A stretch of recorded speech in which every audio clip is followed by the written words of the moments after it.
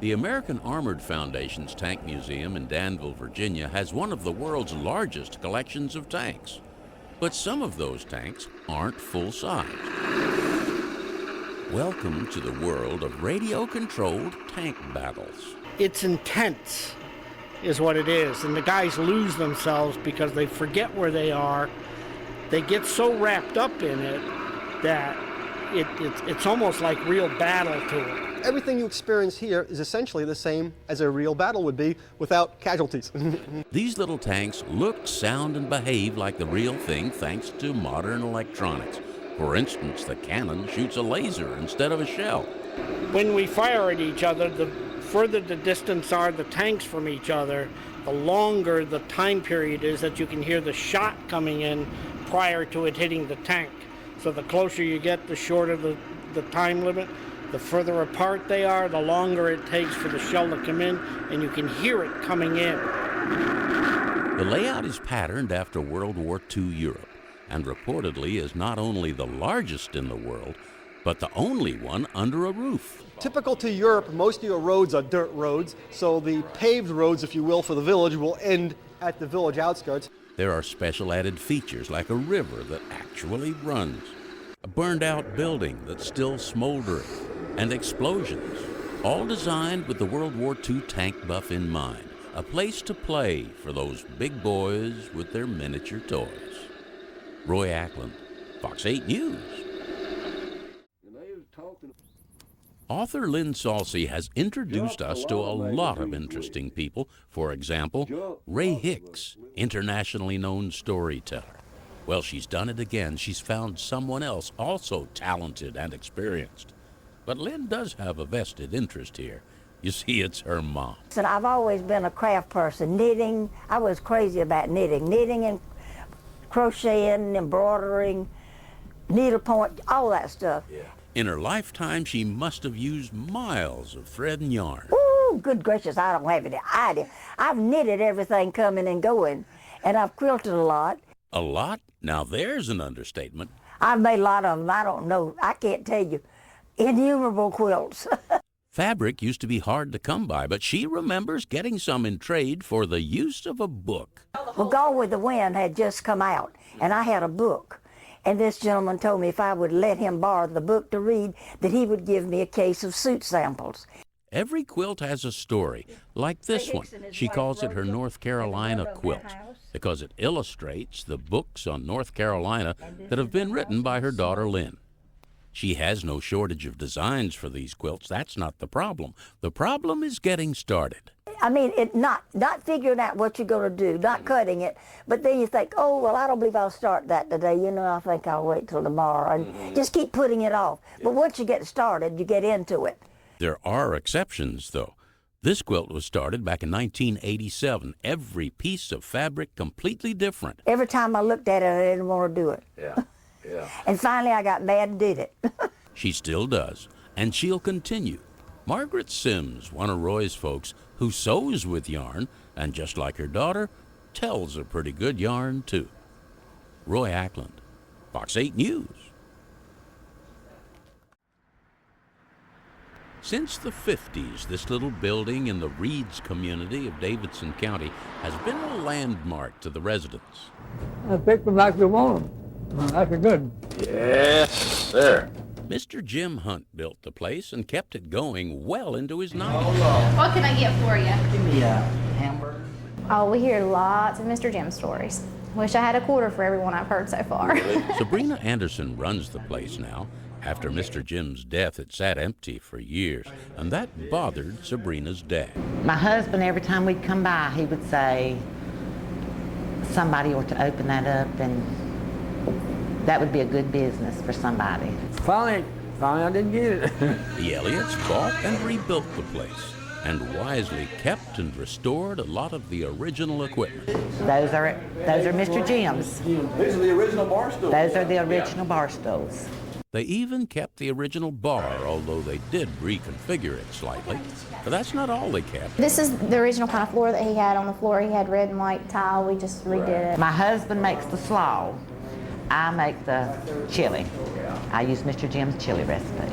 Other things Mr. Jim used to have soft drinks in glass bottles. But then there are some things that Mr. Jim never had. Yeah, pretty much all my recipes came from my grandma. I think Mr. Jim would be right proud of what they've done with this place. 150s. But when I asked if they'd continue to run it as long as he did, I hope not. well, we'll see about that. But thanks to the efforts of these fine folks and to the benefit of all the customers, the legacy of Mr. Jim lives on. Roy Ackland, Fox 8 News.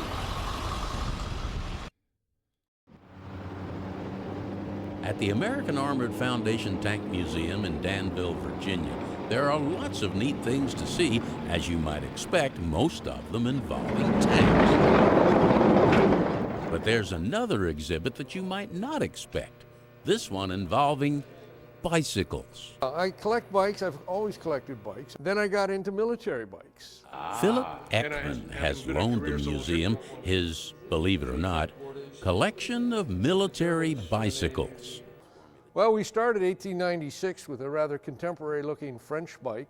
You know, for 1896, if you painted that pink or yellow or some bright color and put it in Walmart, that's a mountain bike. Believe it or not, the bicycle played a significant role in military history. It was even issued to paratroopers. So that's it in a nutshell. It's just everybody knows about a bike, and you say, this was a combat multiplier. This was a key to taking Singapore, 3 divisions on a bicycle. This gave the element of surprise to the British commandos when they took out Brunival, a radar station on the French coast. Yeah. So bicycles have played an important role all through military history, from World War I to Vietnam. Of course, they were a little different from what we have today. As a matter of fact, comparatively, you might call them tanks. Roy Ackland, Fox 8 News. You warmed up. I've had a lot of people over the years to come in and say, you know, I really can't carry a tune in a bucket, but can you help me? Zoe Faircloth-Jones of Asheboro has been teaching voice for 30-some-odd years. I love to teach because of the personal relationship you have with your students. I love teaching privately, especially because you have a relationship with your students that you don't get in a classroom situation. Zoe's credentials are impressive, with several degrees, including a master's, and considerable life experience. Well, I started singing whenever I was 5 years old. And as a youngster, she took voice lessons herself. It used to be something that was part of a girl's upbringing, a girl's well-rounded education. In fact, Zoe used her singing to get her education. The reason that I entered beauty pageants was because I didn't have any money to go to school on, so I was looking for scholarship funds, and I assumed that if someone was crazy enough to offer money for doing that kind of thing, then I was crazy enough to take them up on it. Good girl.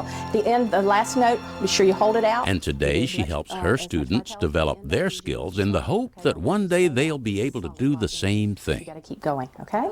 Very good. All right. When one of my students is in a competition, then I really get competitive, because I like to hear them come back in and say, we won, we got a superior, we did good. So we work especially hard getting people ready for any kind of competition that they're a part of.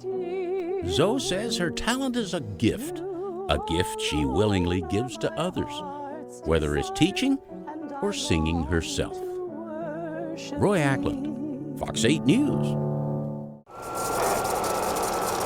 Good old rewinding. You don't have to do this with DVD. Father Jonathan Hannick doesn't mind fooling with films.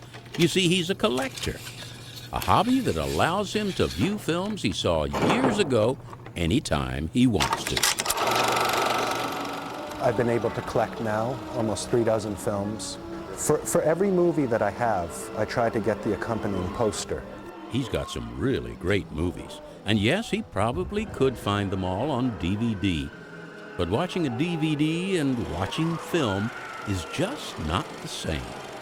It's that hum, that little clicking noise, that little whir of the motor that adds something to it too. And he says there's something special about film itself. I really do believe that each little frame is a beautiful picture in itself. And because of that, I think the difference between video, DVD, as nice as that is, there's something artistic and really beautiful about this. I've often said that going to the movie theater for myself is almost like going to church. You sit and you're very quiet. The lights kind of go down. There's that sense of aura, like you say, that sense of mystery, and then it happens. You enter into another world, and because of that, it's always been something that's really spoken to my heart. Father Jonathan Hannick has given the term mass media a whole new meaning. Roy Ackland, Fox 8 News. Mad because she's the star. Dorothy and Steve Bullens have all kinds of animals. They've got a pair of cockatiels named Brad and Cindy. They have cats, dogs, goats, rabbits, chickens, and a duck named Wilbert. Yeah, he's a loving thing. He's really sweet. And every day I have to let him fly. He does this. This is his exercise. Wilbert needs help with his exercise because he can't get around very well. He was born with a deformed leg. In order to help with his mobility, Steve built him a wheeled apparatus. It makes him feel a little more independent. Ready? People are always wanting to see what it is. They think it's some type of a mechanical toy because his head bobs and his foot goes while you're pulling him, so it looks like a mechanical toy. Dorothy tows Wilbert around the yard while she goes about feeding all the other animals. But Wilbert doesn't live out here. He lives in the house, where he is fed his favorite food, bologna.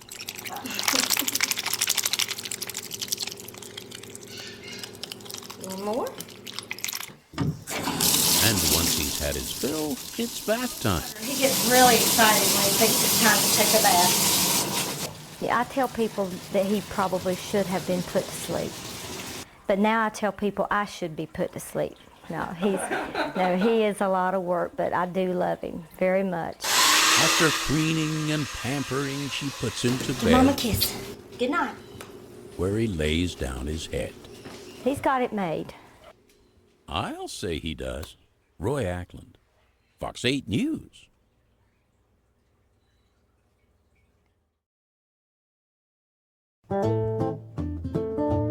My main number one hero was Chet Atkins. Yeah.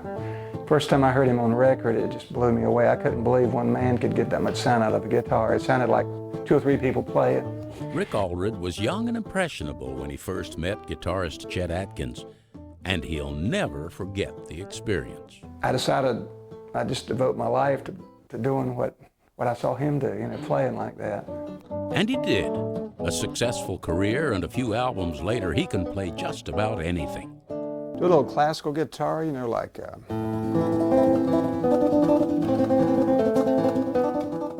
Then I do some blues, like...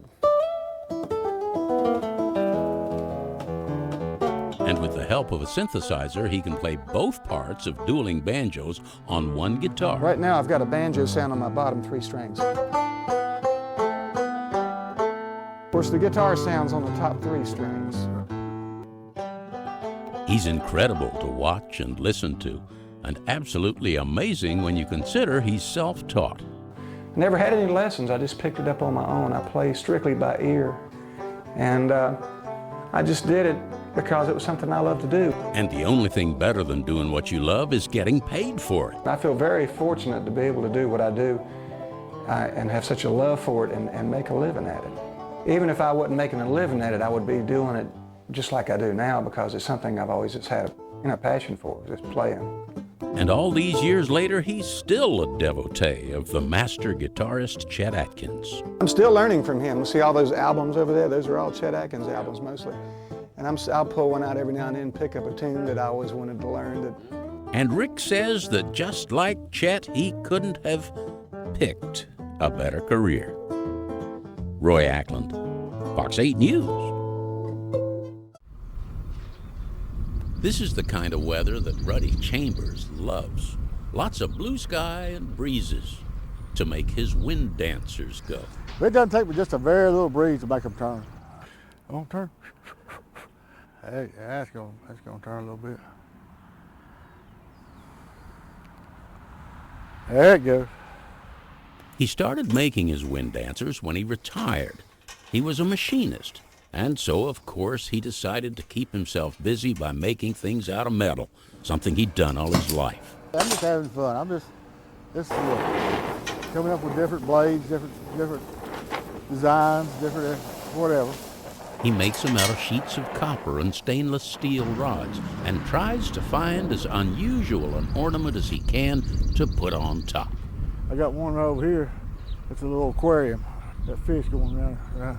Some go clockwise and some go counterclockwise. Just tease them with a breeze and they're fun to watch. Well, you can kind of see. Well, I mean, it's kind of mesmerizing. It'll kind of hypnotize you if you sit here and watch them. They say the great thing about retirement is you can do whatever you want to, whenever you want to. And the great thing about Ruddy Chambers' hobby is it takes him wherever the wind blows. Roy Ackland, Fox 8 News. There are lots of Piedmont potters these days who make the traditional face jugs. Amy Peraldo makes them too, but hers are a little bit different. When I say a little bit different, I mean a little. She makes them as tiny as the tip of her little finger. Yeah, I do a half-inch size charm, and which are really fairly detailed. And then I do a small ornament, which is around 2 inches, and then anywhere up to 3, 4, and then of course I do my larger pieces. It's incredible how the tiny jugs begin to take shape under her fingers, allowing quite an inventory of the tiny vessels to build up before she actually begins to apply the faces.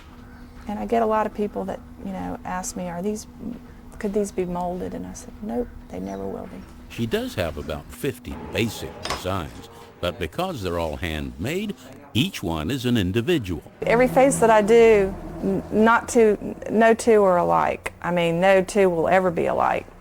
I think when I look at them, they just look like my children. Faces only a mother could love. He's got a big grin.